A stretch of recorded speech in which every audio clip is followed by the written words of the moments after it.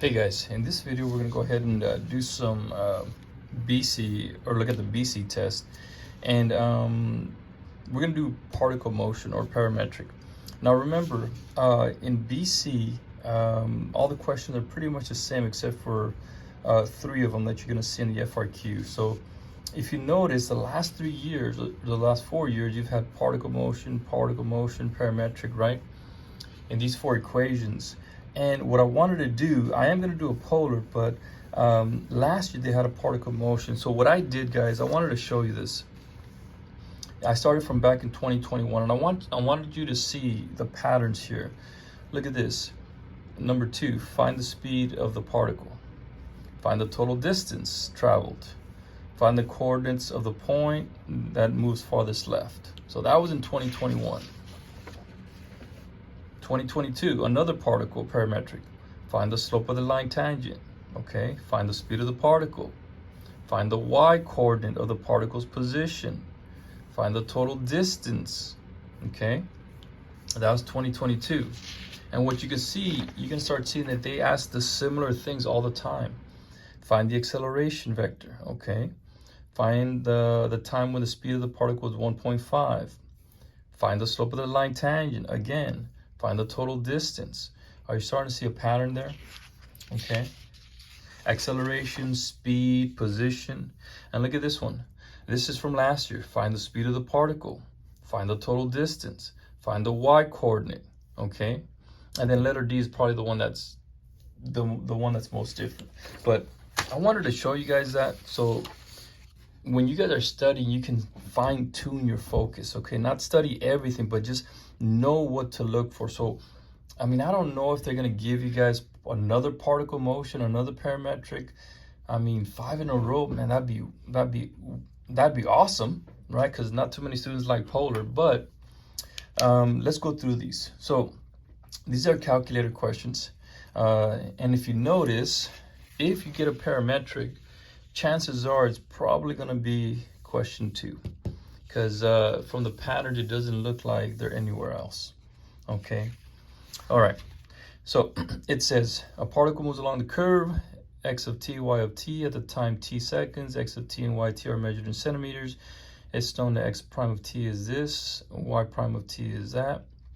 At time t equals 2, the particle is at the point 3, 6. Find the speed of the particle. And guys, I mean, the speed of the particle, you should have this one memorized. It's just the absolute value of velocity.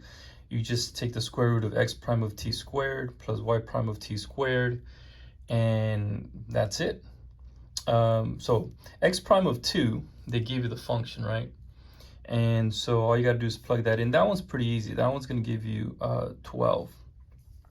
Now for this one, what I did is on the calculator, I would just go ahead and put it in. Let me quit this out. Okay, and I would just go ahead and input it. So the square root, and what is that, 12 squared? All right, and then plus, and then when I plugged in the 2 here, that's a minus. So I'm just gonna put -2 plus the square root of 2 to the power of 1.2 plus 20. We're going to close it off, squared. And there you go. And I get 12.3048. And I think you guys know how to use your calculator. You guys are BC students. So that's it. Those are your 2 points for part A. For part B, the total distance, you guys know the total distance is the integral, okay, of that square root x prime of t squared, y prime of t squared. And all you got to do is find the integral from 0 to 2, x prime of t squared plus y prime of t squared, and you should get 15.9017 or 15.901 if you truncate, or 15.902. And I don't know if I should go ahead and I won't insult your intelligence. I believe you guys know how to do this in your calculator. I mean, you guys are BC students, so that shouldn't be too difficult. All right, but I just wanted to show you, I mean, this is the first two questions, okay? Now, part C, it says, actually this one should be part D. I'm sorry about that. I'll make that a D right there. Okay, part C, it says find the y coordinate of the position of the particle at time t equals 0. So I'll put that over here. Okay, so find the position. This is very, very common. So how do I find position, right? What do they give me? They're talking specifically about the y coordinate. So you see they gave me y prime. So how do I find y of t? That's what I want. Well, if I take the antiderivative of y prime of dt, then I will get y of t. Okay, from where to where? Well, it says at time t equals 0.